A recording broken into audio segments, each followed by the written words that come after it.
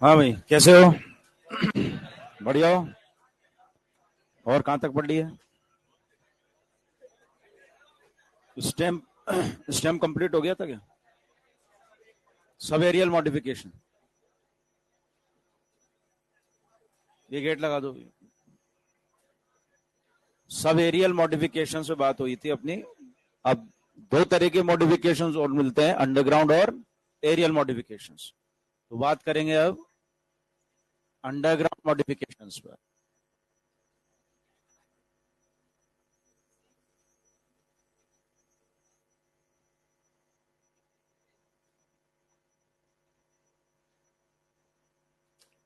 तो अभी तक जितने मॉडिफिकेशंस पढ़े उसमें रनर, स्टोलोन, सकर और ऑफसेट, और ये चारों ही सब एरियल मॉडिफिकेशंस में आते हैं और चारों ही वेजिटेटिव प्रोपोगेशन करते हैं। क्या करेंगे?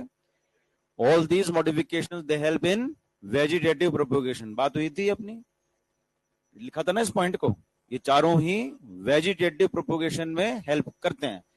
लेकिन अंडरग्राउंड मॉडिफिकेशंस की बात करें तो these modifications they are meant for food storage as well as vegetative propagation. यानी वेजिटेटिव प्रोपोगेशन के साथ साथ ये फूड को स्टोर करने में भी हेल्पफुल होते हैं। So these modifications they are meant for food storage as well as vegetative propagation.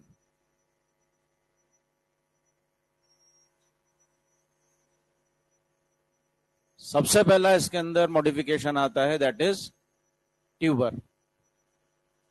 और ट्यूबर का एग्जाम्पल है potato.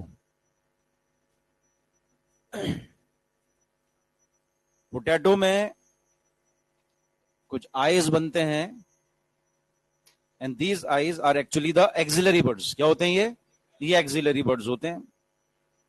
These are the eyes which are formed and these eyes are actually the axillary buds.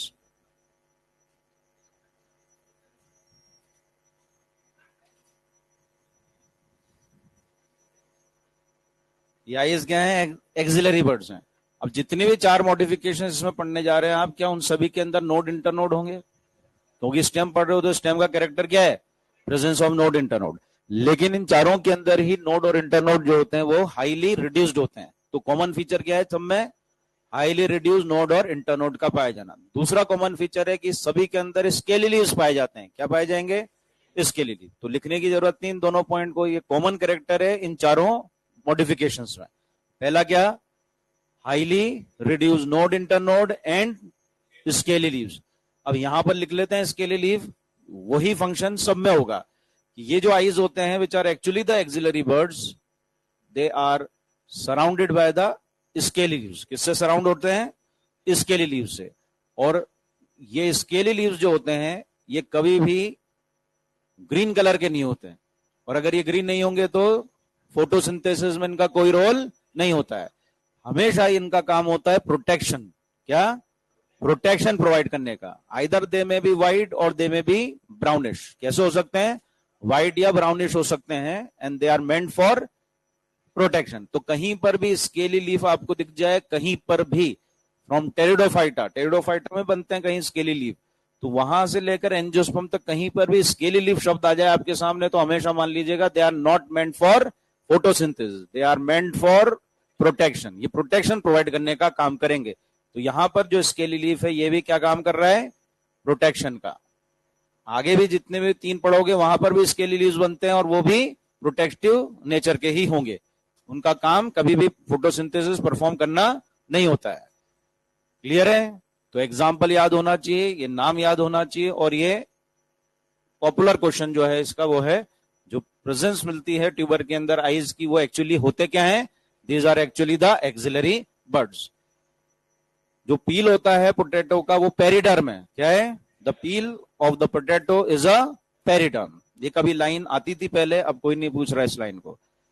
दूसरा आता है modification rhizome. Rhizome. और तीसरा modification है corm. दोनों में कॉमन कैरेक्टर की बात हो ही गई कि दोनों के अंदर भी क्या मिलेंगे, हाईली रिड्यूस नेचर के नोड और इंटरनोड तो मिलेंगे और साथ ही साथ स्केलिली भी मिलेंगे। तो फिर दोनों में डिफरेंस आपको देखना है। जब आप राइजोम की और कॉर्म की बात करोगे तो जो राइजोम होता है ये शो करता है हॉरिजॉन्टल ग्रोथ। क्या शो करेगा? हॉरिजॉन्टली ग्रो करते हैं ये।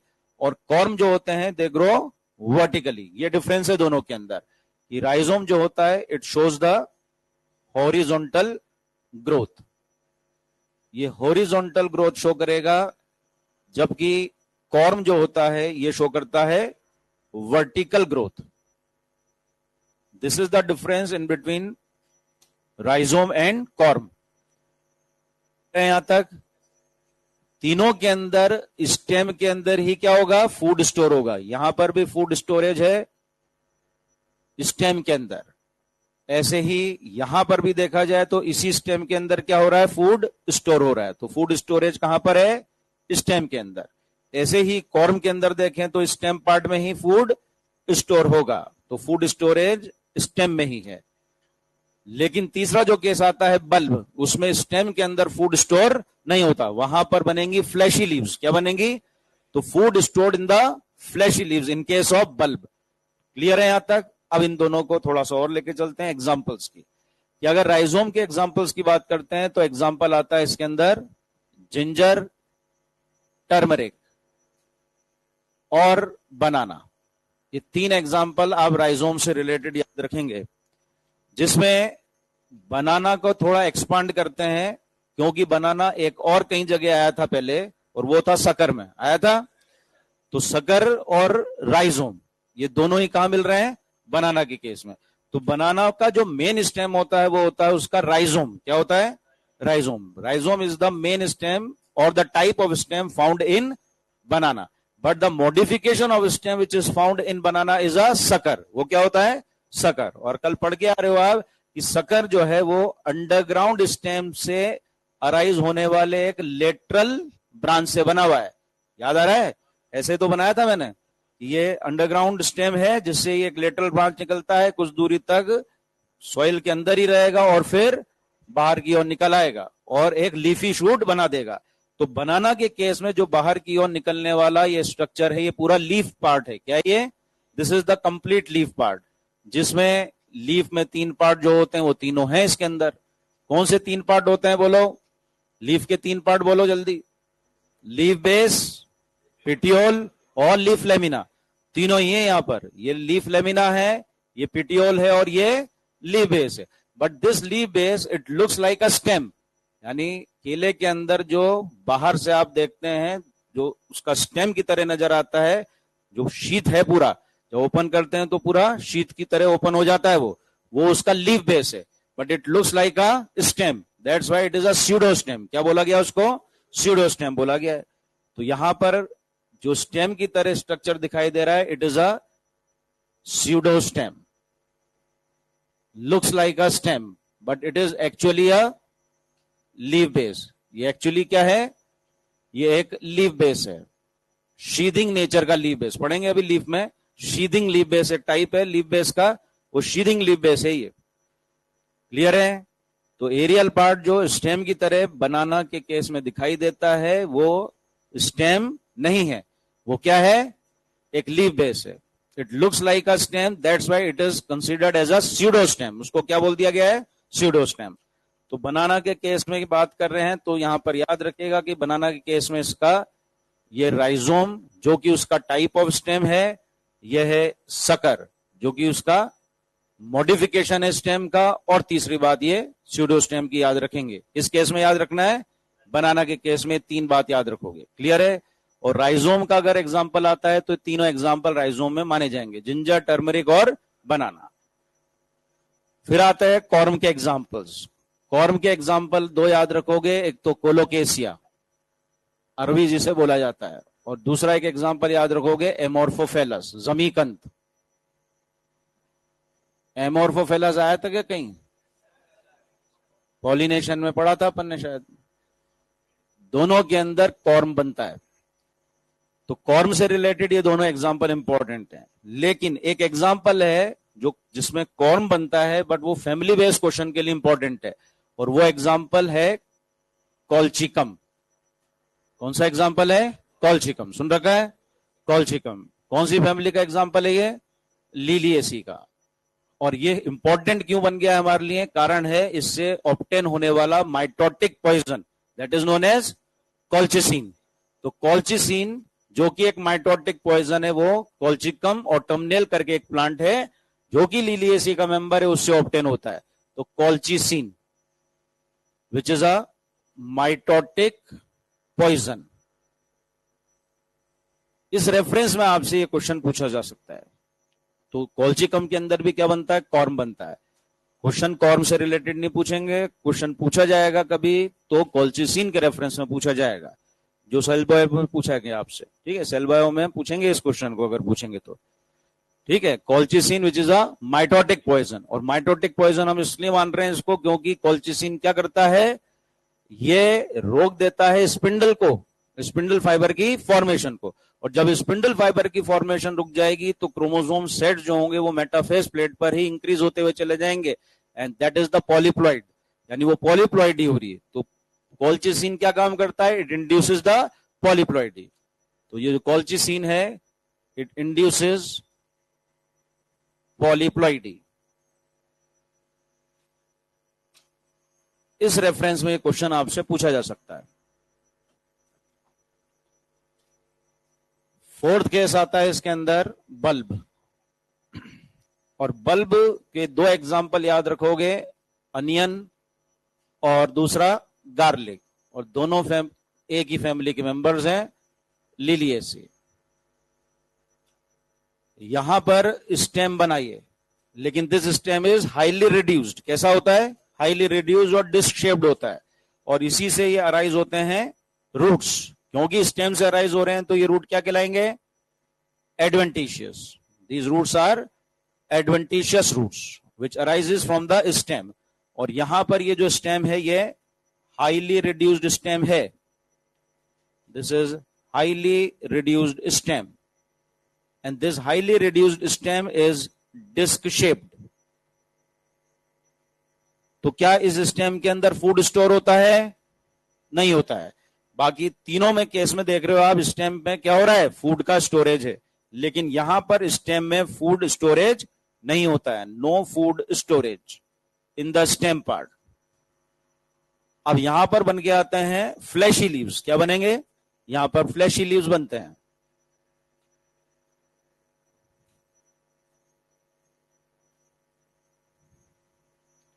और ये फ्लैशी लीव्स जो होंगे, they store the reserve food material. साथ ही साथ यहां पर ये कुछ स्केली लीव्स भी बन जाते हैं। स्केली लीफ का काम केवल प्रोटेक्शन प्रोवाइड करने का है।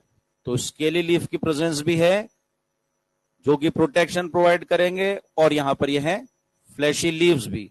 यहां पर ये फ्लैशी लीव्स ही एडिबल होंगे और फ्लैशी लीव्स ही फूड को स्टोर भी करते हैं। Flashy leaves stores the food, यही एडिबल पार्ट भी होगा इसका। तो फ्लैशी लीव्स यहां पर एडिबल है। तो जहां पर फूड का स्टोरेज स्टेम पार्ट में हो रहा है वो सभी ऑर्गन ऑफ पेरिनेशन कहलाते हैं। क्या कहलाते हैं? What are organ of perennations? That can overcome the unfavourable conditions. कि प्लांट या प्लांट पार्ट को वो अनफेवरेबल कंडीशंस के अंदर भी सर्वाइव करने में मदद कर देते हैं। और वो तब पॉसिबल होगा जब स्टेम पार्ट के अंदर फूड का स्टोरेज हो। तो अगर मैं आपसे बोलूं पोटैटो, जिंजर, टर्मरिक, कोलोकेसिया, जमीकंद, क्या ये ऑर्गन ऑफ पेरिनेशन हैं? They are the organ of perination as the food is stored in their stem part, and that's why they can overcome the adverse or unfavorable conditions. उनको बोला जाता है organs of perination. तो organ of perination,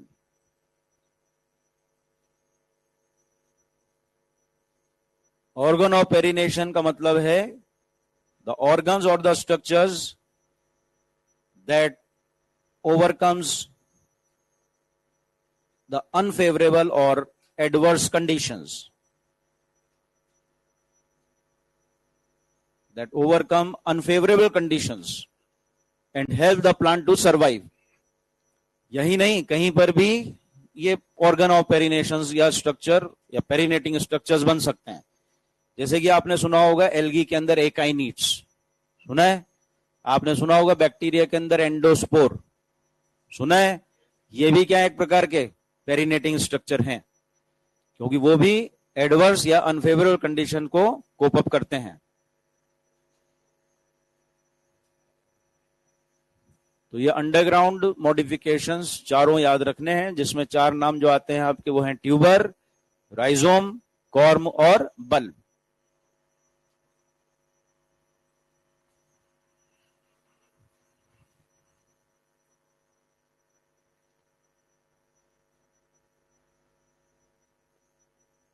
next modifications जो है stem के वो कहलाते हैं एरियल मॉडिफिकेशंस।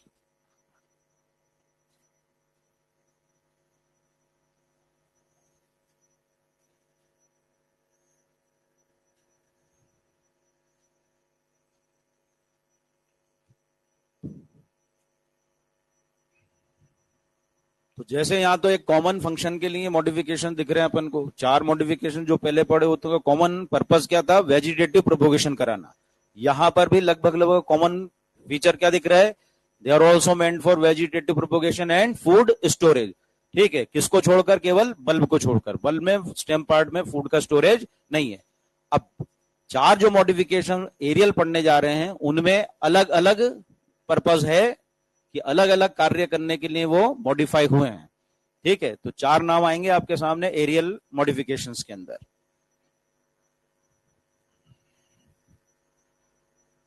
कर दे रहा अब?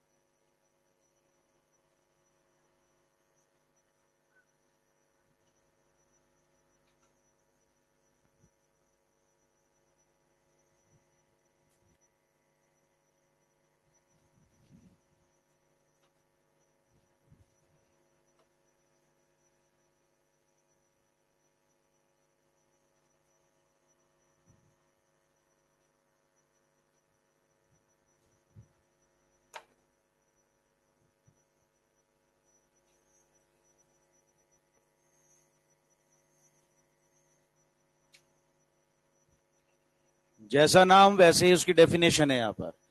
When the stem gate modified into tendril, तो वो मॉडिफिकेशन का नाम क्या पड़ गया? Stem tendril. लेकिन एक्चुअली देखा जाए तो स्टेम में भी एक्सिलरी बड मॉडिफाई होती है। क्या मॉडिफाई होती है? पढ़ा है ना अपन, एक्सिलरी बड नाम आया है। कहां पर बनती है ये? लीफ के एक्सिल में। तो ये एक्सिलरी बड जो बनती है वैसे तो काम करता है ये ब्रांच बनाने का, लेकिन यहां पर क्या हुआ? जहां स्टेम टेंड्रिल्स जिन प्लांट्स के अंदर बन रहे हैं वहां पर वो एक्सिलरी बड मॉडिफाई हो गई, ब्रांच तो नहीं बनाया। क्या बना दिया? टेंड्रिल को बना दिया। और ये टेंड्रिल जब बन के आ रहा है तो इसका कोई ना कोई फंक्शन रहा होगा, इसलिए बना। तो ऐसे प्लांट जिनमें वीक स्टेज होता है, वीक नेचर का स्टेम होता है, उनको ये टेंड्रिल्स क्लाइम करने में सहायता करते हैं। किसमें? They help those plant which have weak stem in climbing. Clear है? तो क्लाइम करने के लिए ये टेंड्रिल का मॉडिफिकेशन हो जाता है, स्टेम का मॉडिफिकेशन हो जाता है। किसमें? टेंड्रिल्स के अंदर। तो स्टेम टेंड्रिल कुछ इस प्रकार से याद करना है आपको। ये नोडल रीजन्स होते हैं और नोडल रीजन्स में ये लीफ का फॉर्मेशन हुआ, और लीफ जहां से क्या आ रहा है वो नोड है, और उसी के एक्सिल में क्या बनता है? ये एक्सिलरी बड बनता है। वैसे तो ये एक्सिलरी बड आगे जाके ब्रांच बनाता है, लेकिन यहां पर एक्सिलरी बड मॉडिफाई हो गया और वो क्या बनाना शुरू कर दिया उसने? टेंड्रिल को। किसको? टेंड्रिल को। तो this is the auxiliary bud, and this auxiliary bud get modified into this tendril. तो ये जो बन के आएगा इसी को बोला जाएगा stem tendril, and this stem tendril it helps in climbing. इसमें मदद करेगा ये क्लाइम करने में, to those plants which have weak stem, जिनके स्टेम कैसे हैं, वीक है, उनको क्लाइम करने में सहायता करता है.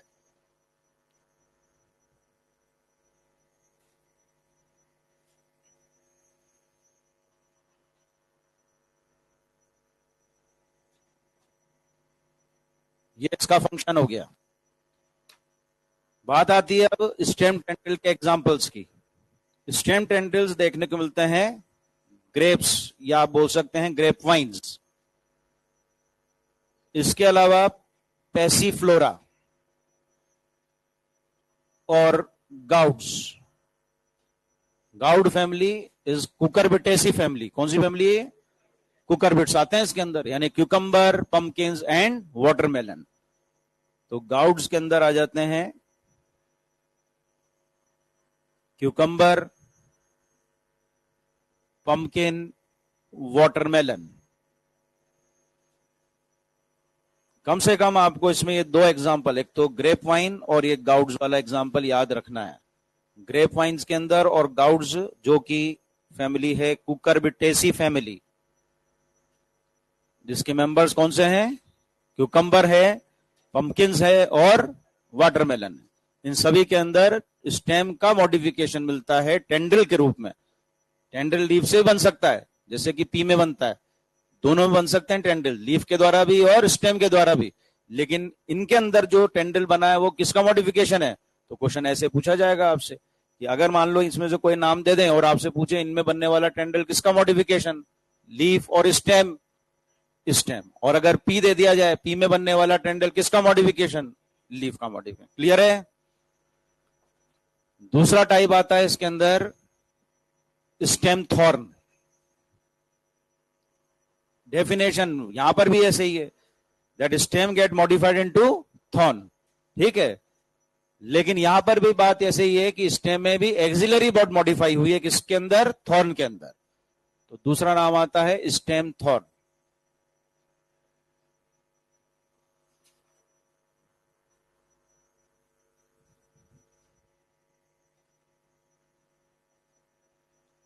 तो लीफ के एक्सिल में बनता है एक्सिलरी बड, ये एक्सिलरी बड. अब एक्सिलरी बड ने यहां पर क्या काम किया कि ब्रांच बनाना स्टार्ट किया. ब्रांच बनाता नहीं बनाता एक्सिलरी बड? तो एक्सिलरी बड यहां पर शुरुआत में उसने ब्रांच बनाना स्टार्ट कर दिया. This is the branch. तो एक्सिलरी बड ब्रांच बनाना शुरू करता है, लेकिन बाद में ये टर्मिनेट हो जाता है एक हार्ड वुडी पॉइंटेड स्ट्रक्चर में. किसमें? हार्ड वुडी और पॉइंटेड स्ट्रक्चर में. और ये पूरा स्ट्रक्चर कहलाता है थॉर्न. क्या कहलाएगा? थॉर्न. यानी एक्सिलरी बड गेट मॉडिफाइड इनटू थॉर्न. अब क्योंकि ये जो थॉर्न बन के आता है, जो कि इस एक्सिलरी बड के मॉडिफाई होने से बना, उसके बेस पर ब्रांच बन रही है. क्या बन रही है? और पॉइंट पर, टर्मिनल एंड पर क्या बन रहा है? Hard pointed structure. ठीक है, क्योंकि इसके बेस पर ये ब्रांच बन गया, तो ब्रांच बियर कर सकता है लीव्स और फ्लावर्स को. इसलिए बोला जाता है कि स्टेम थॉर्न होते हैं वो बियर करते हैं क्या? लीफ और फ्लावर को. ब्रांच पे लीफ और फ्लावर बन सकते हैं. तो यहां पर ऐसा ही हुआ कि एक्सिलरी बड ने ब्रांच बनाना शुरू कर दिया था, लेकिन बाद में वो क्या हो गया? एक हार्ड वुडी पॉइंटेड स्ट्रक्चर में खत्म हो गया. तो ये कंप्लीट स्ट्रक्चर जो बना वो क्या कहला रहा है? थॉर्न कहला रहा है. लेकिन इस थॉर्न के बेस पर क्या है ये? This is the branch. क्या बना है ये? इसके बेस पर ये ब्रांच बन गया है. क्योंकि इस पे ब्रांच बना है, इसलिए यहां पर लीफ भी बन जाते हैं और साथ ही साथ यहां पर फ्लावर भी ये बियर कर लेता है. तो थॉर्न बियर करता है किसको? लीफ को और फ्लावर को. क्लियर है? और ये कंप्लीट स्ट्रक्चर जो बना, इसी को बोला जा रहा है stem thorn. The complete structure is a stem thorn which have this branch also, and this stem thorn it bear leaves and flowers. और उसका रीजन आपको समझ में आ गया होगा कि ये लाइन क्यों लिखी जा रही है, that it bear leaves and flowers, because it have a branch at its base. Branch नहीं होता तो ये लीव्स और फ्लावर्स को बियर नहीं करता। अब मान लीजिए यहां पर किसी के अंदर, वैसे तो leaves gate modified into spines, ऐसे ही स्टेम में भी कई होता है कि स्टेम स्पाइन में कन्वर्ट हो जाता है। तो देखने में तो दोनों एक जैसे दिखेंगे, लेकिन थॉर्न और स्पाइन में अंतर क्या है कि स्पाइन में इस प्रकार का ब्रांच नहीं बनता है। ठीक है, तो फिर क्या स्पाइन बियर करते हैं लीफ और फ्लावर? नहीं करते हैं। क्लियर है? This is the basic difference कि अगर वो स्टेम से ओरिजिनेट हुआ है स्पाइन, तो उसमें इस तरह की कोई ब्रांच नहीं बनेगी। तो जो स्टेम थॉर्न है ये एक हार्ड वुडी पॉइंटेड स्ट्रक्चर है, और क्योंकि ये हार्ड वुडी पॉइंटेड स्ट्रक्चर बन के आता है तो ये एक तरीके से काम करता है डिफेंसिव ऑर्गन का। It act as a defensive organ, यानी इसका फंक्शन हो गया that it protect the plant from browsing animals. यानी इसका फंक्शन क्या है? जैसे इसका फंक्शन था क्लाइंबिंग, तो थॉर्न का फंक्शन क्या होता है? प्रोटेक्शन प्रोवाइड करना। तो डिफेंसिव ऑर्गन इसीलिए बोला जा रहा है because it protects the plants from browsing animals. Browsing या ग्रेजिंग एनिमल्स जो होंगे उनसे बचाव करता है प्लांट्स का। रही बात इसके एग्जाम्पल की, तो बोगनविलिया और सिट्रस के अंदर ये थॉर्न बनते हैं। एग्जाम्पल क्या है स्टेम थॉर्न के? सिट्रस प्लांट्स के अंदर और साथ ही साथ बोगनविलिया के अंदर थॉर्न बनते हैं। दोनों एग्जाम्पल इंपॉर्टेंट हैं स्टेम थॉर्न में। अगर ऑप्शंस के अंदर डायरेक्ट मान लो कोई एग्जाम्पल देते हुए टेंड्रिल के बारे में पूछा जा रहा है आपसे और केवल स्टेम मिल रहा है, तो आप स्टेम जवाब दोगे। कि मान लीजिए आपसे पूछा जाए कि वाटरमेलन के अंदर बनने वाला जो टेंड्रिल है वो मॉडिफिकेशन है किसका, और ऑप्शन में आपको मिल रहा है स्टेम, तो आंसर स्टेम जाएगा। लेकिन अगर स्टेम नहीं है तो फिर आपको क्या मिलेगा ऑप्शंस के अंदर?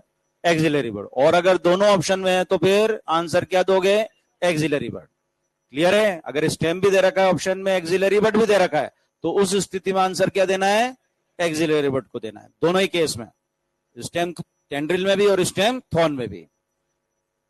तीसरा टाइप आता है यहां पर फाइलोक्लेड। तीन मिलते जुलते से शब्द मिलेंगे आपको, एक तो फाइलोक्लेड, एक क्लैडोड और एक फाइलोड।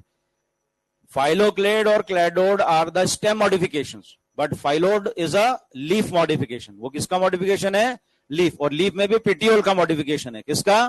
पिटियोल का। मिलते जुलते हैं तीनों शब्द, फाइलोक्लेड, क्लैडोड एंड फाइलोड। कि अगर क्वेश्चन बनता है तो इन तीनों को ऑप्शन में दिया जाता है ज्यादातर, तो फाइलोक्लेड, क्लैडोड और फाइलोड। यहां पर हम देख रहे हैं स्टेम का मॉडिफिकेशन जिसको बोला जाता है फाइलोक्लेड। जो एरिड कंडीशन के अंदर प्लांट्स हैं वहां पर ये मॉडिफिकेशन बन के आता है। अब कारण क्या बना? ये मॉडिफाई हुआ स्टेम, क्योंकि स्टेम का मॉडिफिकेशन, तो स्टेम मॉडिफाई हो रहा है यहां पर।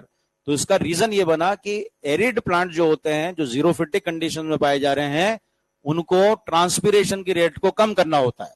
तो फिर उनके लीव्स मॉडिफाई हो गए, और लीफ मॉडिफाई हो गए स्पाइन के अंदर। किसके अंदर?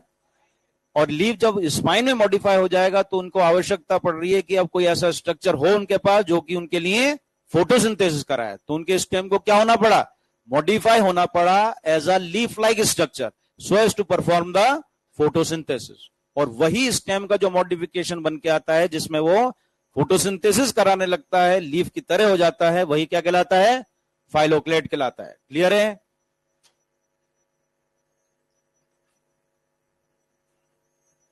ये स्टेम है जो कि लीफ की तरह हो जाता है, ग्रीन, फ्लैशी, ठीक है, फ्लैट हो सकता है, सिलेंड्रिकल हो सकता है, और ये लीफ की तरह काम करना स्टार्ट कर देता है। और काम ऐसा क्यों कराया इसने?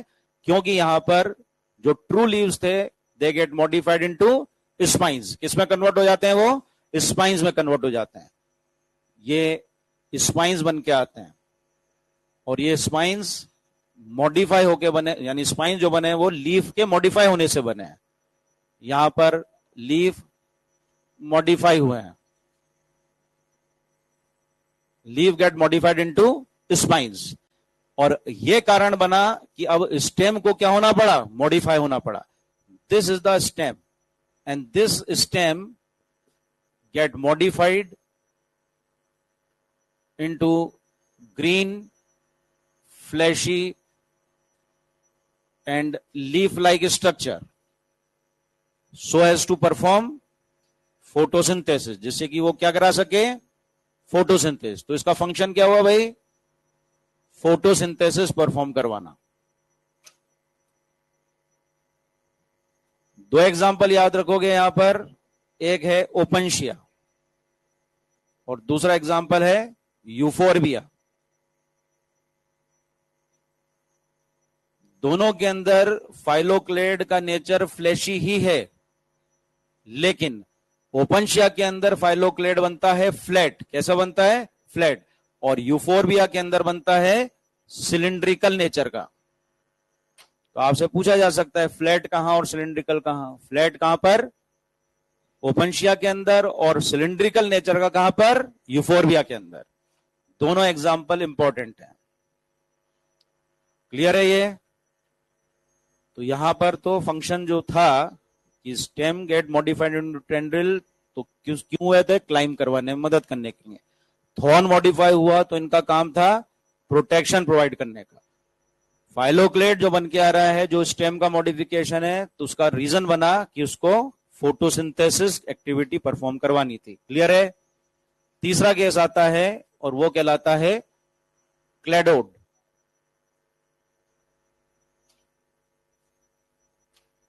अब क्लेडोड की अगर बात करें तो क्लेडोड के अंदर, जहां पर के क्लेडोड जो कि स्टेम का ही मॉडिफिकेशन होता है, वहां पर उन प्लांट्स के अंदर जो मेन स्टेम होता है उसमें किसी तरह का कोई चेंज या मॉडिफिकेशन नहीं होता. ये मेन स्टेम है, this is the main stem, और ये नोडल रीजन्स हैं. अब यहां पर भी क्या हुआ, लीव्स जो होती हैं वो स्केली लीव्स में मॉडिफाई हो जाती है. अब स्केली लीफ क्या फोटोसिंथेसिस कराएगी क्या, यानी यहां पर नोड पर जो लीफ थी वो मॉडिफाई हो गई स्केल या स्केली लीव्स के अंदर. तो उस स्थिति में यहां पर ब्रांच होती हैं जो कि लिमिटेड ग्रोथ वाली ब्रांचेस हैं. कैसी हैं, branch of limited growth. They become green and leaf like so as to perform photosynthesis. Limited growth क्यों बोला गया है, इसकी जो लेंथ होती है वो या तो एक इंटरनोड के बराबर या दो इंटरनोड के बराबर होती है, इसलिए क्या बोलते हैं अपन इसको, ब्रांच ऑफ लिमिटेड ग्रोथ. समझ में आ गई बात. तो मेन स्टेम में तो कोई चेंज नहीं हुआ, यहां तो मेन स्टेम ही मॉडिफाई हो गई थी, लेकिन यहां क्लेडोड के अंदर ऐसा नहीं होता है. मेन स्टेम में कोई चेंज नहीं होगा. यहां रीजन बना था कि लीफ मॉडिफाई हुआ था स्पाइन में, यहां पर leaf gate modified into scales और स्केली लीव्स. तो फिर यहां पर लीफ का फंक्शन परफॉर्म करने के लिए क्या मॉडिफाई होगा, ब्रांच. और वो ब्रांच कैसा होगा, लिमिटेड ग्रोथ वाला ब्रांच होता है. लिमिटेड ग्रोथ क्यों बोला जा रहा है, either it may be one internode long और it may be two internode long. Clear है. तो ये जो ब्रांच होगा ये मॉडिफाई होगा कुछ लीफ लाइक स्ट्रक्चर्स के अंदर. इस तरीके से ये लीफ लाइक स्ट्रक्चर्स बना देता है जिससे कि ये फोटोसिंथेसिस करवा सके. यहां पर ये स्केल्स या स्केली लीफ बन जाती है और ये ब्रांच है, this is the branch of limited growth. Branch of limited growth. तो ये ब्रांच ऑफ लिमिटेड ग्रोथ का मतलब है either it may be one internode और two internode long. Limited growth का मतलब है वन और टू इंटरनोड लॉन्ग. ये जो ब्रांच होगा जो कि लिमिटेड ग्रोथ का ब्रांच होगा, this branch get modified into green leaf like structure to perform photosynthesis. तो ये एक और मॉडिफिकेशन बना जिसका मॉडिफाइड होने का कारण रहा फोटोसिंथेसिस, जैसे कि फाइलोक्लेड का था. यहां पर भी ये फोटोसिंथेटिक एक्टिविटी परफॉर्म करने के लिए ही मॉडिफाई हुआ है. एग्जाम्पल की बात आती है क्लेडोड के, तो दो एग्जाम्पल आते हैं इसके अंदर. एक है ऑस्ट्रेलियन अकेशिया और एक एग्जाम्पल आता है इसके अंदर पार्किंसोनिया। दोनों ही एरिड कंडीशन वाले प्लांट हैं, जीरोफाइट्स हैं दोनों। क्या हो गया?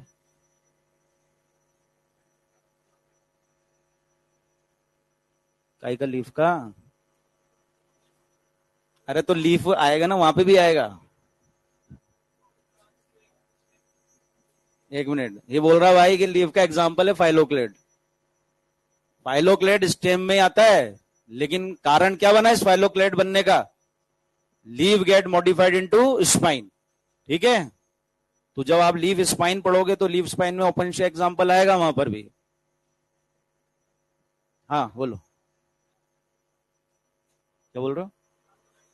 तो ब्रांच भी तो स्टेम ही होती है। हाँ,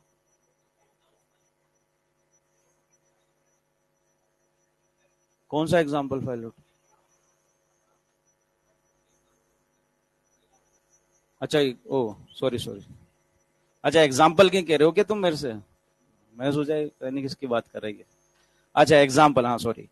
एग्जाम्पल है इसमें एस्परेगस और रस्कस। मेरे को दिमाग में यार ये कह रहा ही है, इसकी कह रहा था, लेकिन ये तो नहीं, उसकी कह रहा था एग्जाम्पल। एस्परेगस और रस्कस वो फाइलोट के हैं, जो लिख दिए थे वो फाइलोट के एग्जाम्पल्स। क्लियर है भाई साहब? वापस एक बार देख लो, इन दोनों में कोई दिक्कत है? एक्सिलरी बर्ड दोनों जगह मॉडिफाई हो रही है। यहां पर टेंड्रिल बना रहा है जो कि मदद करेगा क्लाइम करने में, और यहां पर क्या बना रहा है? थॉर्न। लेकिन थॉर्न का एक बेसिक फीचर क्या है कि शुरुआत में ब्रांच बनती है, और ब्रांच बनने के कारण थॉर्न बियर क्या करता है? लीफ और फ्लावर को। और काम क्या है इसका? प्रोटेक्शन प्रोवाइड करना। इसलिए ये एक एज अ डिफेंसिव ऑर्गन की तरह वर्क कर रहा है। यहां पर आप देख रहे हैं तो एरिड प्लांट है, ये दोनों ही एरिड प्लांट्स हैं, जीरोफाइट्स हैं, और इन दोनों में ट्रांसपिरेशन को रिड्यूस करने के लिए लीव्स को क्या होना पड़ा? स्पाइन में मॉडिफाई होना पड़ा। और जब स्पाइन में वो मॉडिफाई हो गए तो फिर स्टेम को लीफ का फंक्शन परफॉर्म करवाना है। तो वो कैसे हो गए? फ्लैशी नेचर के। कैसे हुए? यानी उनके अंदर वाटर स्टोर है, इसलिए वो फ्लैशी है। ठीक, और फ्लैशी हुए, ग्रीन हुए, तो फिर परफॉर्म क्या करेंगे? वो फोटोसिंथेटिक एक्टिविटी को। क्लियर है? इसको बोला जाता है फाइलोक्लेड। यहां पर आप देख रहे हो ये भी प्लांट जो है एस्परेगस और रस्कस, ये दोनों के अंदर मिल रहा है, और यहां पर मेन स्टेम में किसी प्रकार का कोई मॉडिफिकेशन नहीं हुआ है। तो फिर यहां पर मॉडिफिकेशन हुआ किसके अंदर? ब्रांच में। क्यों हुआ मॉडिफिकेशन? जैसे वहां स्पाइन में बन गया था, ट्रू लीफ कन्वर्ट हो गया था, यहां पर true leaves get converted into scaly leaf. अब स्केली लीफ बन गई तो ये फोटोसिंथेसिस नहीं कराएगी, तो फिर किसी को कराना पड़ेगा फोटोसिंथेसिस। कौन कराएगा? ब्रांच। तो यहां पर ब्रांच जो है, जो स्टेम का ही पार्ट है, it get modified into a green leaf like structure so as to perform the photosynthesis. लेकिन ये ब्रांच कैसी है? लिमिटेड ग्रोथ वाली ब्रांच है। क्यों बोला जाता है लिमिटेड ग्रोथ? क्योंकि इसकी लेंथ जो होती है, either it may B 1 internode और 2 इंटरनोड। यहां पर इसमें स्पेसिफाई भी करते हैं, लेकिन वो कोई पूछ नहीं रहा आपसे। इसमें 1 इंटरनोड के बराबर वो होती है ब्रांच, और रस्कस के अंदर 2 इंटरनोड के बराबर होती है। ये मॉडिफिकेशंस कंप्लीट होते हैं अपने स्टेम के। तो कभी भी क्वेश्चन आता है फाइलोक्लेड का, क्लैडोड का, और फाइलोड से रिलेटेड, ये ध्यान में रखना कि फाइलोक्लेड और क्लैडोड तो दोनों मॉडिफिकेशन स्टेम के हैं, और फाइलोड अभी पढ़ेंगे अपन, वो लीफ का मॉडिफिकेशन है।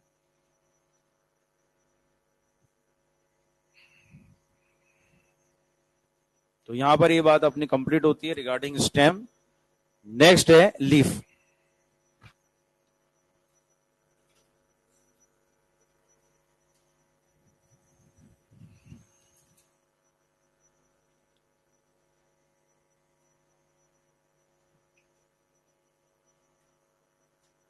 सीधे सीधे क्वेश्चन आ जाते हैं एग्जाम्पल देते हुए। बस सीधे सीधे आपको कोई एग्जाम्पल दे दिया जाएगा और पूछ लिया जाएगा, जैसे कि सिट्रस के अंदर या बोगेनविलिया के अंदर बनने वाले थॉर्न जो है वो किसके मॉडिफिकेशन है? किसके मॉडिफिकेशन है? स्टेम के हैं। दे सकते हो जवाब? ओपनशिया के अंदर मॉडिफिकेशन जो बन रहा है उसका नाम क्या है? फाइलोक्लेड। क्या है? फाइलोक्लेड। क्लियर है? एस्परेगस जो लिलिएसी का मेंबर है, वहां पर बनने वाला एक मॉडिफिकेशन जो स्टेम का है उसका नाम क्या है? क्लैडोड। और क्लैडोड की विशेषता क्या है कि यहां पर जो green leaf like structure photosynthesis activity के लिए बना, वो किसका मॉडिफिकेशन है? ब्रांच का। और वो ब्रांच का स्पेसिफिक कैरेक्टर क्या है? It is of limited growth. Clear है? कर दे रब, कर दें क्या भाई? रब लिख रहे हो क्या? कौन कौन लिख रहा है? जल्दी।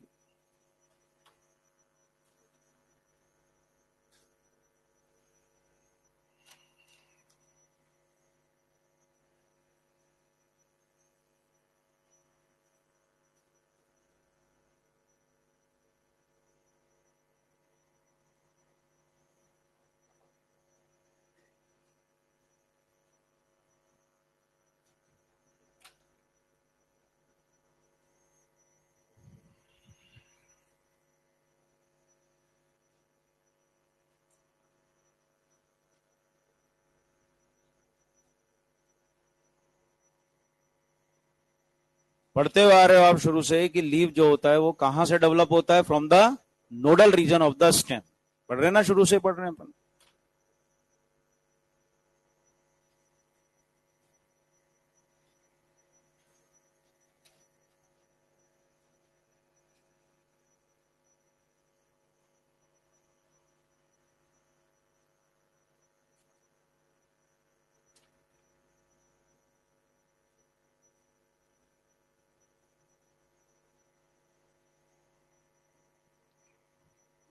तो बताइए, ये सबसे स्मॉलेस्ट लीफ बनाइए और ये सबसे लार्जेस्ट बनाइए। तो टॉप पर कौन सी मिल रही है? यंगेस्ट। तो इस अरेंजमेंट को एक्रोपिटल क्या बोलोगे? Youngest at the top means acropetal. तो लीव जो होते हैं they originate from the shoot apical meristem and they are arrange in a acropetal order. कैसे अरेंज होते हैं? Acropetal order. Shoot apical meristem तो समझते हो, पढ़ रखा है आपने। तो शूट एपिकल मेरिस्टेम जब डिवाइड करता है, यानी शूट एपिकल मेरिस्टेम ऐसा meristem which is present at the shoot apex, जब वो डिवाइड करता है तो पीछे की ओर कुछ मेरिस्टेमेटिक सेल्स को छोड़ते हुए चले जाता है, और जो पीछे की ओर सेल्स छूटते हैं वही रेस्पॉन्सिबल होते हैं क्या बनाने के लिए? लीफ को बनाने के लिए। तो शूट एपिकल मेरिस्टेम ही रेस्पॉन्सिबल हुआ किसके लिए? लीफ की फॉर्मेशन के लिए। इसलिए लाइन लिखी जाती है that leaf originates from the shoot apical meristem. ध्यान रखना इस लाइन को, that leaf originates from shoot apical meristem।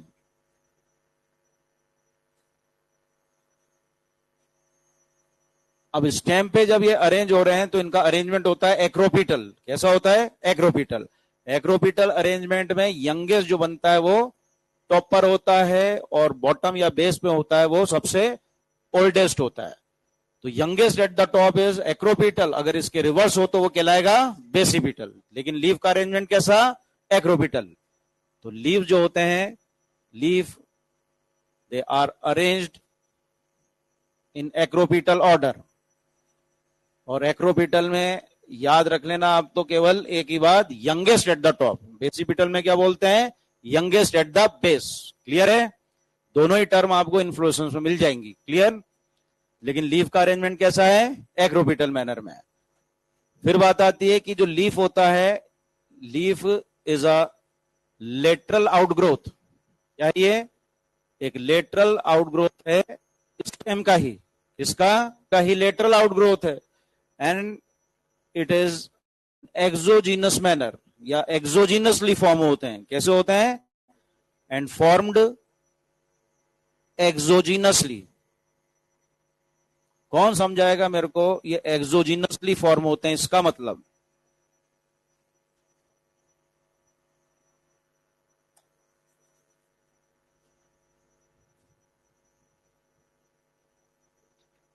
इनमें तो कोई दिक्कत नहीं ना, इन पॉइंट्स में तो ये पॉइंट बता दो मेरे को। It is a lateral outgrowth of stem and develops exogenously.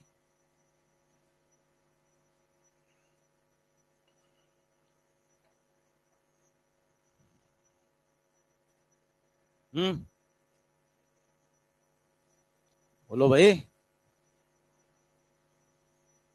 चलो आपको हिंट देते हैं। Steel, stealer part, extra stealer part. अब बता दो व्हाट इज स्टील? एंडोडर्मिस के अंदर की ओर क्या कहलाता है? स्टील पार्ट, यही है। But endodermis is not a part of steel, ठीक है। और एंडोडर्मिस से लेकर एपिडर्मिस तक पूरा पार्ट है एक्स्ट्रास्टीलर पार्ट, क्लियर है।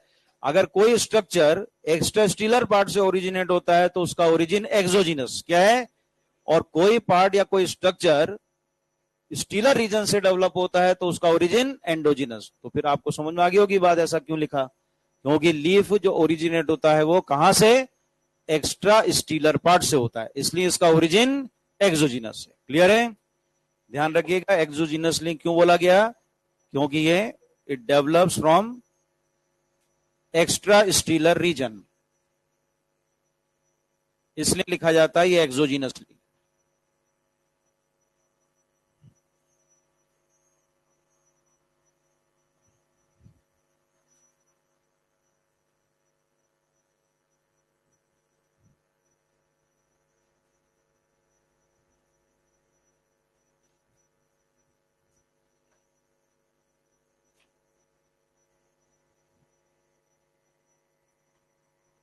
स्ट्रक्चर की बात करेंगे लीफ के, जिसमें बातें हैं parts, parts of leaf.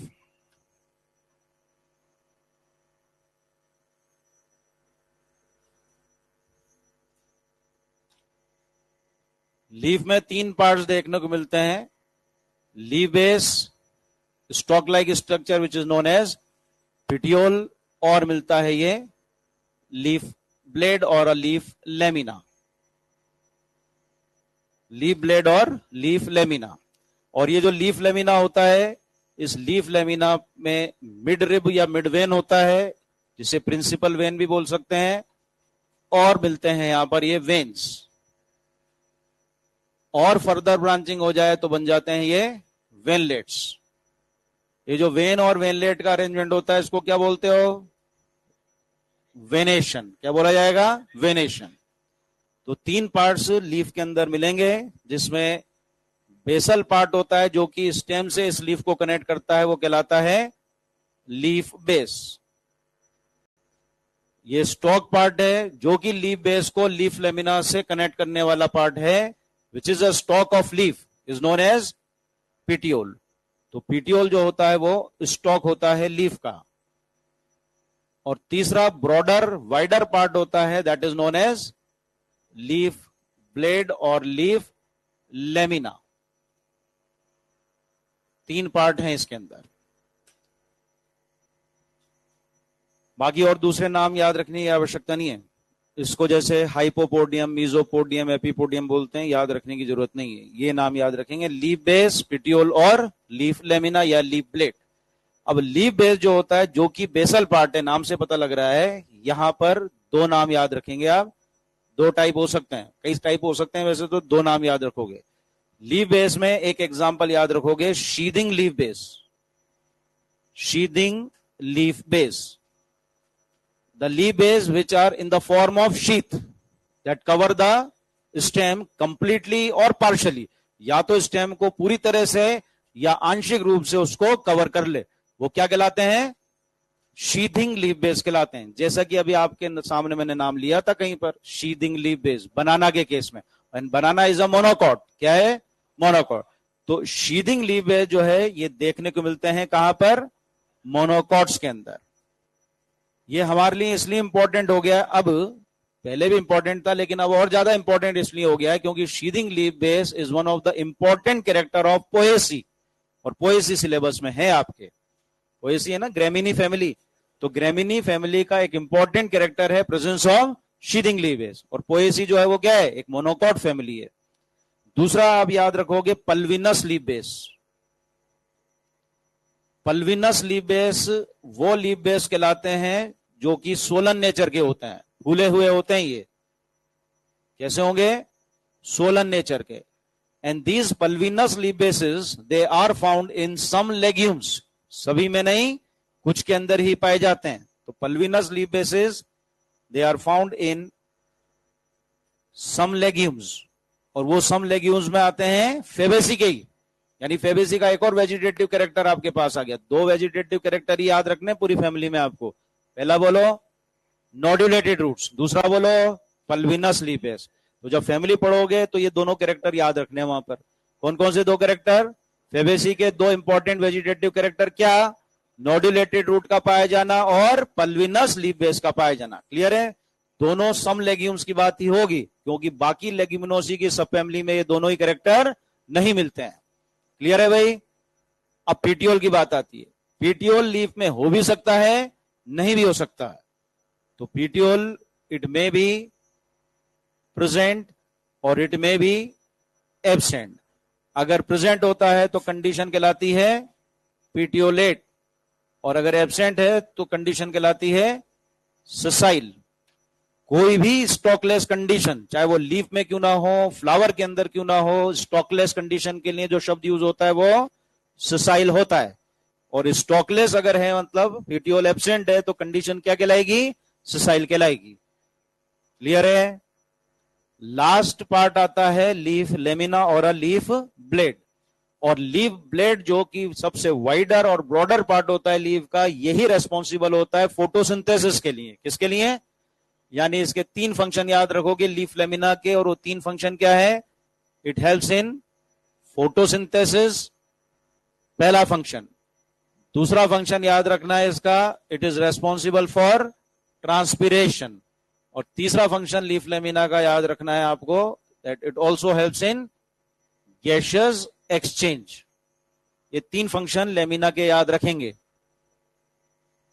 Clear है? फोटोसिंथेसिस, ट्रांसपिरेशन और गैशियस एक्सचेंज में किसका रोल है? लेमिना वाले पार्ट का। अब इस लेमिना में जो मिल रहे हैं वो क्या मिल रहे हैं? ये वेन और वेनलेट्स। क्या मिलते हैं? वेन्स मिलते हैं, और साथ ही साथ ये क्या मिल रहे हैं? वेनलेट्स हैं। और बीच में आप देख रहे हैं ये मिड वेन या मिड रिब कहलाती है। इसको मिड वेन या फिर मिड रिब भी बोला जा सकता है। रही बात इन वेन्स की, तो वेन्स जो होते हैं इस लेमिना को रिजिडिटी प्रोवाइड करते हैं। क्या बनाते हैं? ये रिजिड नेचर का बनाते हैं इसको। तो वेन का फंक्शन क्या हो सकता है? That it provide rigidity to the leaf lamina.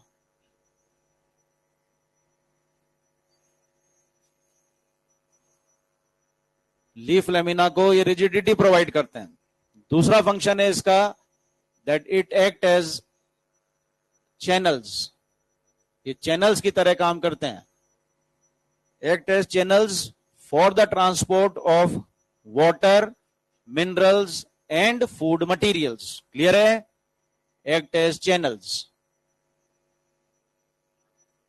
For the transport of water, minerals and food materials। ये फंक्शंस हैं इन वेन्स के।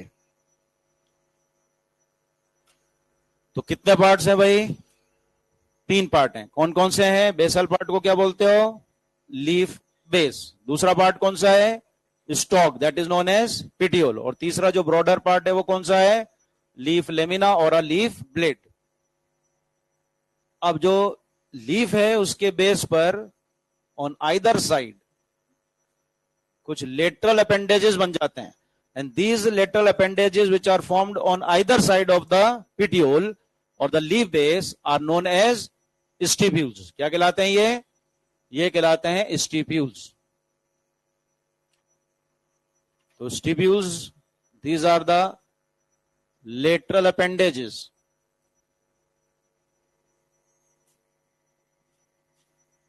on either side of leaf base। हो भी सकते हैं ये और नहीं भी हो सकते हैं।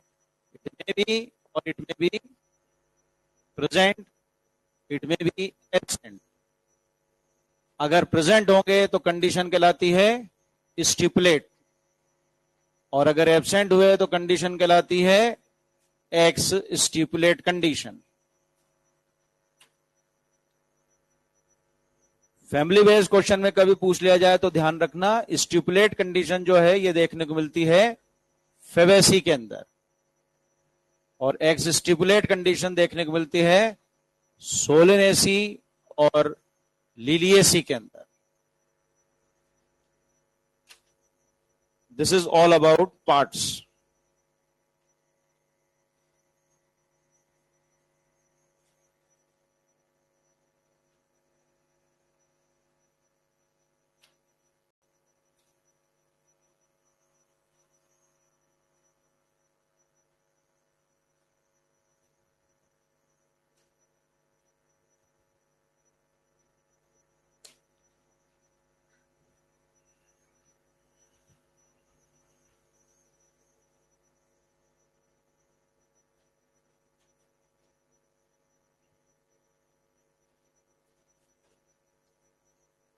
जैसा कि मैंने आपको बताया कि वेनेशन क्या होता है, arrangement of when and veinlets in leaf lamina. उस अरेंजमेंट को किस नाम से जानते हैं?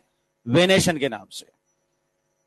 तो वेनेशन का मतलब होता है अरेंजमेंट।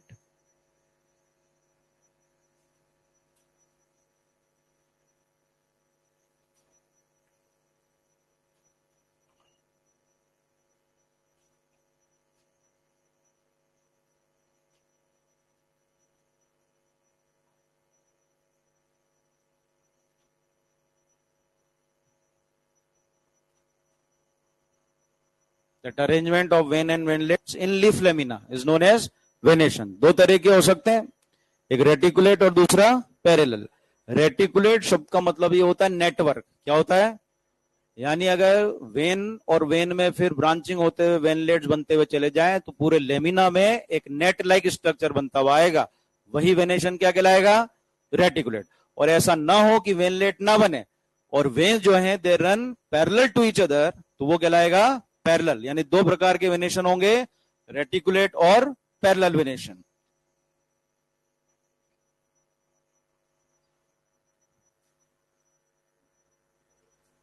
ये वेन्स हैं और इनमें फर्दर ब्रांचिंग हो गई तो वेनलेट्स बनते हुए चले गए और नेट लाइक स्ट्रक्चर बन गया। तो ये तो वेनेशन कैसा है?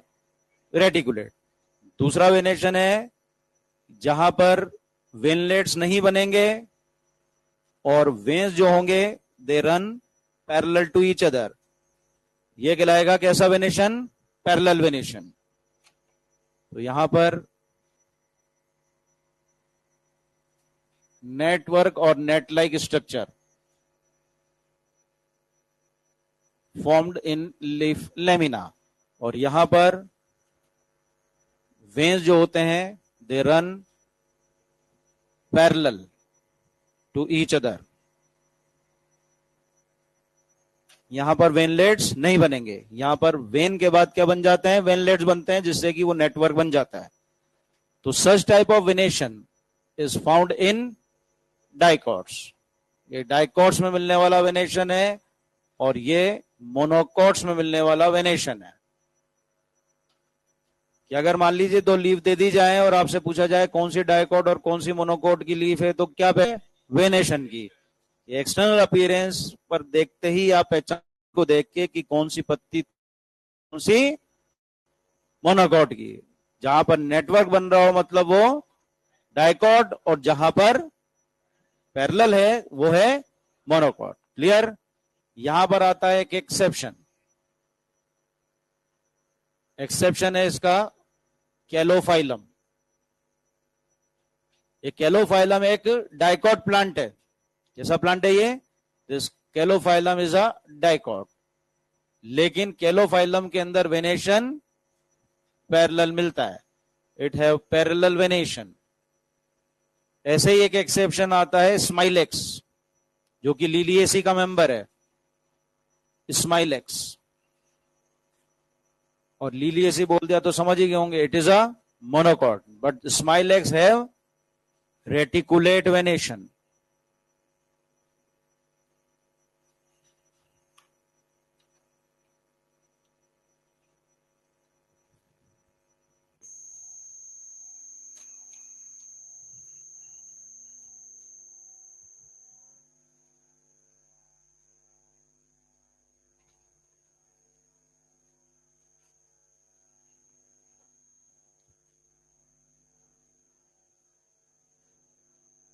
भाई जाने लग गया आजकल लाइट के।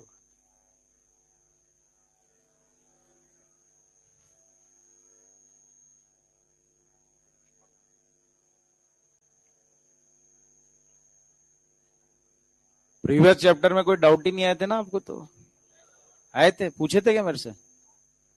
बाहर पूछ लिए थे पूछने वालों ने। ये वो लोग बोल रहे हैं जिन्होंने एक्सरसाइज नहीं की होगी।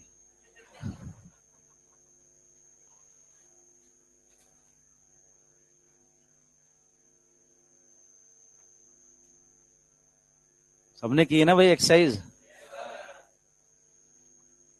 कोई दिक्कत तो नहीं आई किसी क्वेश्चन के अंदर? आई तो सॉल्व हो गई वो, अगर नहीं हुए तो पूछ लेना टेस्ट से पहले। टेस्ट है ना आपका भी 14th को, संडे को। लीव तक आएगा उसमें? हाँ नहीं, यहां तक नहीं, लीव कंप्लीट आएगा यहां तक। अब बचा ही क्या है इसमें? कुछ भी नहीं, वेनेशन हो गया। टाइप्स ऑफ लीव्स हैं बस, टाइप्स हैं और फिर टैक्सी और मॉडिफिकेशन बस।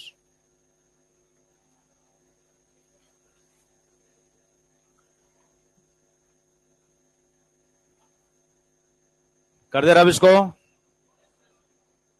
अरे हाँ है ना? कौन कौन लिख रहा है?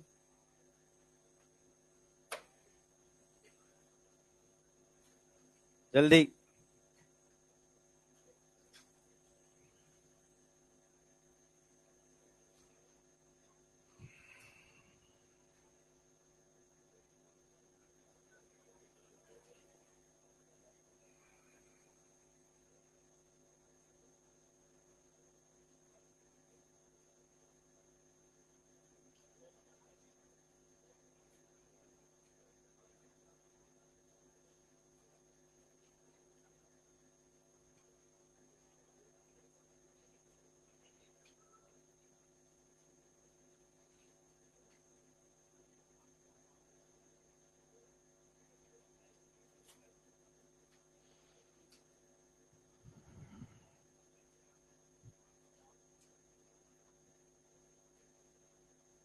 बस लिख लिया, बहुत हो गया।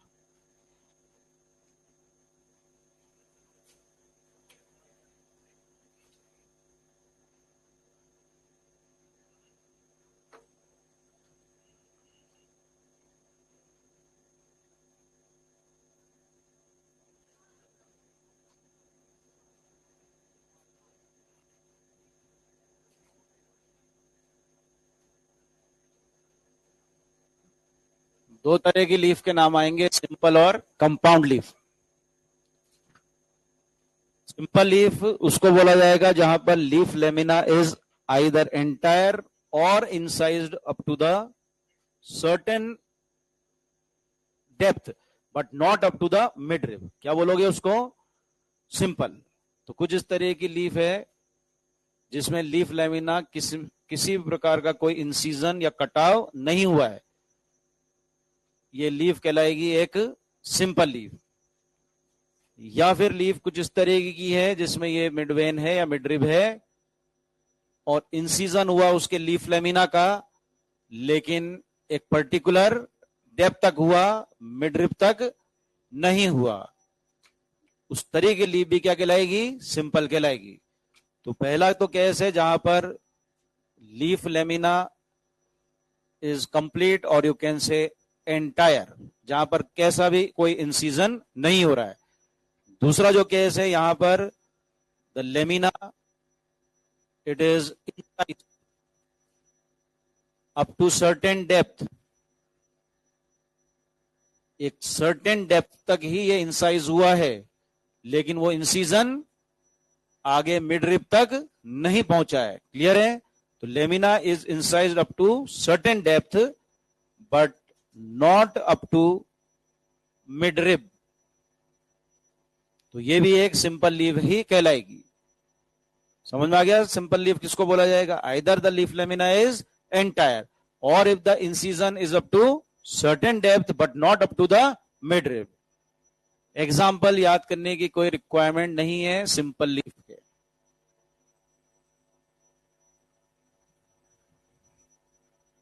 दो ही एग्जाम्पल याद रखोगे, पिन्नेटली और पामेटली के, नीम और सिल्क कॉटन।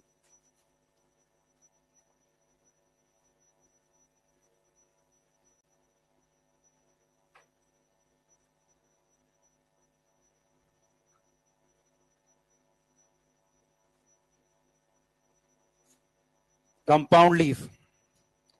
कंपाउंड लीफ वो लीफ कहलाएगा जहां पर लेमिना जो होता है it is incised up to the midrib और पिटियोल, या तो मिडरिब तक या पिटियोल तक लीफ लेमिना इंसाइज हो जाए। और अगर ऐसा होगा तो लेमिना जो होता है it get divided into small parts which are known as leaflets. तो जब ये लीफ लेमिना इंसाइज हो जाता है या तो मिडरिब तक या पिटियोल तक, तो लेमिना जो होगा it get divides into smaller parts and those smaller parts are known as leaflets। उनको leaflets बोला जाएगा। तो दो केस आपको जो दिखाई दे रहे हैं इसमें या तो मिडरिब तक इंसिजन हो या पिटियोल तक, तो इसी कारण ये दो टाइप के बन गए, एक पिन्नेटली और दूसरा पामेटली कंपाउंड। तो पहला केस आता है इसके अंदर पिन्नेटली कंपाउंड और दूसरा केस होगा पामेटली कंपाउंड। मान लीजिए ये लेमिना है पूरा और लेमिना में ये है यहां पर मिडरिब। क्या ये मिडरिब है। अब इंसिजन मार्जिन से कहां तक चल रहे हैं, ये क्या बना रहे हैं अपन, इंसाइज हो रहा है ये लेमिना, वेन नहीं है ये इंसिजन हो रहा है कहां से, मार्जिन से मिडरिब तक। और जब इस तरह का इंसिजन हुआ मार्जिन से मिडरिब तक, तो क्या पूरा लेमिना डिवाइड हो जाएगा स्मॉलर फ्रेगमेंट्स में, ये सारा इस तरीके से डिवाइड होता हुआ चले जाएगा। तो अल्टीमेटली जो लीफ बन के आएगी फाइनली वो कुछ इस तरीके की दिखाई देगी।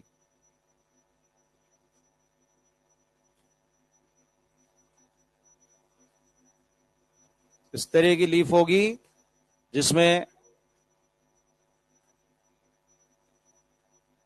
ये लीफलेट्स बन चुके होंगे। तो पूरा लीफ लेमिना इंसाइज हो चुका होगा और जो अभी तक मिडरिब कहला रहा था now it is termed as rachis. वो कॉमन एक्सिस क्या कहलाएगी, रेकिस कहलाएगी। तो यहां पर अब ये लीफलेट बन के आ जाते हैं।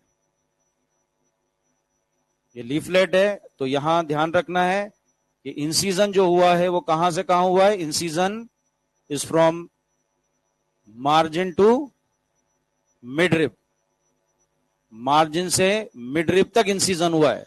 और अगर ऐसा इंसिजन हुआ है तो यहां पर जो स्मॉल फ्रेगमेंट्स बन के आ रहे हैं वो क्या है, leaflets. And these leaflets they are arranged on a common axis. कहां पर अरेंज होंगे ये, एक कॉमन एक्सिस पर। और ये कॉमन एक्सिस क्या कहलाएगी, रेकिस कहलाएगी। यानी जो अभी तक मिडरिब कहला रहा था वो कॉमन एक्सिस अब किस नाम से जानी जाएगी, रेकिस के नाम से जानी जाएगी।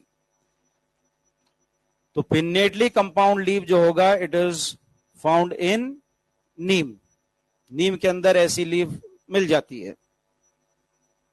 फिर दूसरा केस आता है वो है palmately compound. Palmately compound leaf वो लीफ मानी जाएगी जहां पर इंसिजन हुआ हो मार्जिन से टिप ऑफ पिटियोल तक। क्या लिखा था अपन ने, दो बात आई थी, या तो मिडरिब तक हो इंसिजन या पिटियोल तक। तो मिडरिब तक होने वाला क्या कहलाता है, पिन्नेटली, और पिटियोल तक होने वाला क्या कहलाएगा, पामेटली। तो पामेटली कंपाउंड लीफ में कुछ इस तरीके से हो रहा है, ये लीफ लेमिना रहा and this is the tip of petiole. Incision कहां से कहां तक हुआ, मार्जिन से टिप ऑफ पिटियोल तक हुआ।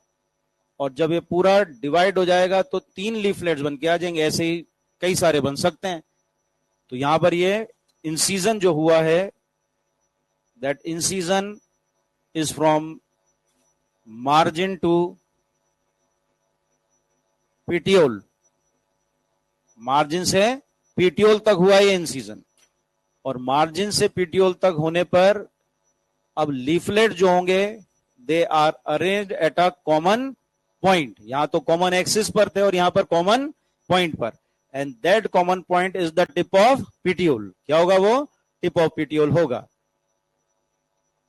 ये यहां पर लीफलेट है और यहां पर लीफलेट जो होंगे they are arranged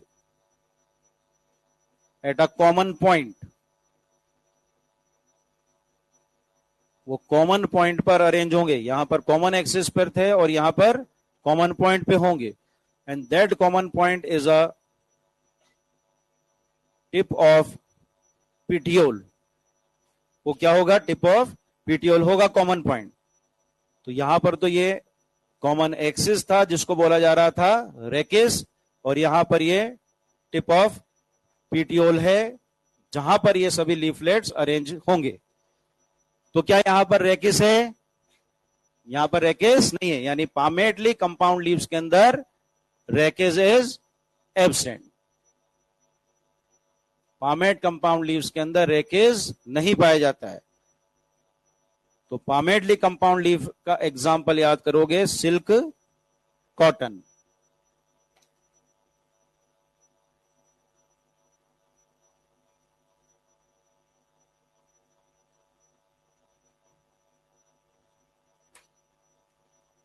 क्लियर है? टाइप ऑफ लीव्स दो तरीके के हैं, सिंपल और कंपाउंड. सिंपल किसको बोलोगे? या तो लीफ लेमिना पूरा है, कंप्लीट है, कोई इंसीजन नहीं हुआ है, या इंसीजन हुआ है तो कहां तक हुआ है? एक सर्टेन डेप्थ तक हुआ है, मार्जिन तक नहीं पहुंचा है. पहली बात.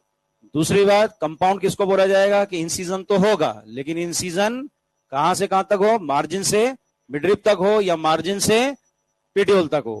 तो अगर मार्जिन से मिडरिप तक हो तो पिन्नेटली कहलाएगा, और मार्जिन से पीटियोल तक हो तो पामेटली कहलाएगा. अगर पिन्नेटली बन के आ रहा है तो फिर यहां पर जो लीफलेट्स बनेंगे they are arrange at a common axis, और वो कॉमन एक्सिस रेकिस, यानी जो पहले मिडरिप था अब वो कॉमन एक्सिस की तरह काम कर रहा है, तो उसका नाम क्या है? रेकिस. यहां पर लीफलेट जो बनेंगे they are arrange at a common point, and that common point is the tip of petiole. Clear है? तो अगर ये टिप ऑफ पीटियोल पर अरेंज है तो फिर यहां पर रेकिस एब्सेंट है. क्लियर? नेक्स्ट पार्ट आता है एक और अरेंजमेंट जिसको बोलते हैं phyllotaxy. That is the arrangement of leaves. यह है लीफ का arrangement. Arrangement of leaves on stem और ए ब्रांच.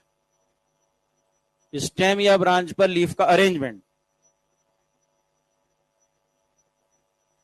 तीन तरह के अरेंजमेंट हो सकते हैं. अपोजिट हो सकता है,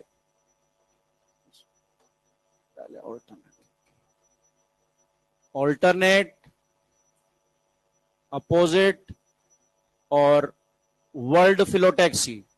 तीन टाइप्स मिलेंगे इसमें. कौन कौन से? Alternate, opposite and world phyllotaxy. Alternate phyllotaxy में अगर देखा जाए तो ये नोड्स हैं, ऐसे ही अपोजिट में भी एक स्टेम बना रहे हैं अपन, ये नोड्स हैं, और वर्ल्ड में भी ये बनाया आपने एक स्टेम जिसमें नोड्स हैं. सिंगल नोड पर सिंगल लीफ का फॉर्मेशन हो, और वो भी अरेंजमेंट कैसा हो? ऑल्टरनेट हो. क्या कहलाएगा?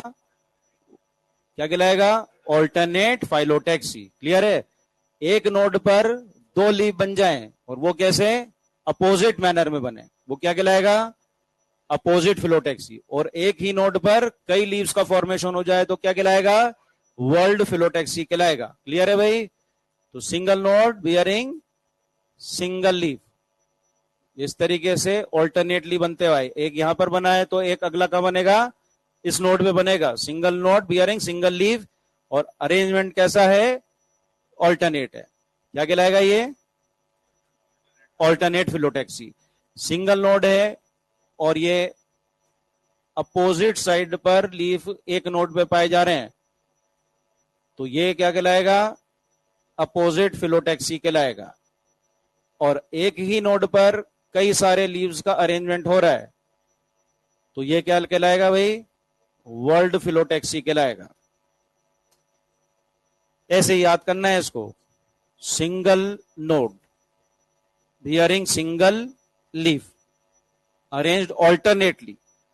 दूसरा है ये single node bearing two leaves arrange in opposite manner. और ये है single node bearing many leaves. ये कहलाएगा whorled phyllotaxy. Single node single leaf मतलब alternate, single node bearing two leaves मतलब अपोजिट, और single node bearing many leaves मतलब whorled. Whorled का मतलब ये होता है एक तरीके का सर्कल, वर्ल्ड बन के आ रहा है, वर्ल्ड पढ़ते ना अपन, सर्कल, ठीक। एग्जाम्पल्स की बात आती है कि ऑल्टरनेट फिलोटैक्सी के 3 एग्जाम्पल याद करेंगे, मस्टर्ड, सनफ्लावर और चाइना रोज।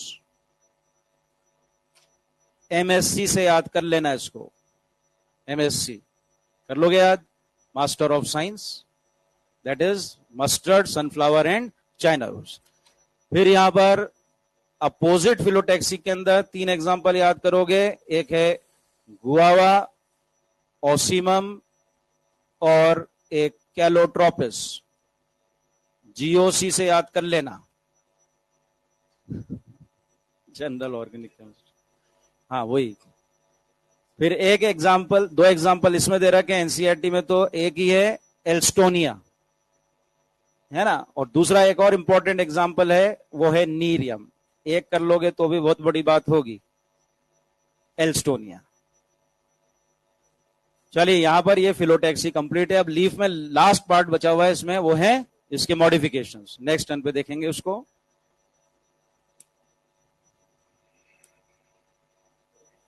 टेस्ट में मैक्सिमम जो क्वेश्चंस होंगे वो आपके प्रीवियस चैप्टर के होंगे, इसमें से भी हैं क्वेश्चंस, वो लीफ तक हैं, कितने हैं इतने हैं वो पता नहीं है मेरे को, लेकिन मैक्सिमम क्वेश्चन सेक्सुअल रिप्रोडक्शन में से होंगे, इसमें से कम है, और उसमें भी ज्यादा आपको चॉइस वाले मिल जाएंगे, मतलब सेक्शन बी में होंगे। ठीक है भाई, ठीक, थैंक यू। हाँ कुछ बोल रहे थे।